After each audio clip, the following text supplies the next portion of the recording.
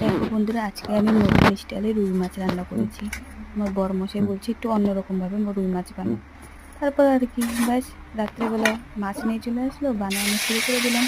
মাছটাকে ভালো করে ধুয়ে তার মধ্যে লবণ, হলুদ, লঙ্কার গুঁড়ো, লেবু দিয়ে মেখে রাখলাম। তারপর কড়াইটা বসালাম, গরম তেল দিয়ে করলাম। তেলটা গরম করার পর মাছগুলো ছেড়ে দিলাম। মাছগুলো ছেড়ে করে ভাজলাম ভালো করে, ভেজে ভেজে উঠিয়ে রাখলাম। তারপরে তেলের মধ্যে দিলাম ফোড়ন। ফোড়ন দেওয়ার পরে পেঁয়াজ দিলাম, পেঁয়াজটা ভালো করে ভেজে তারপর টমেটো দিলাম।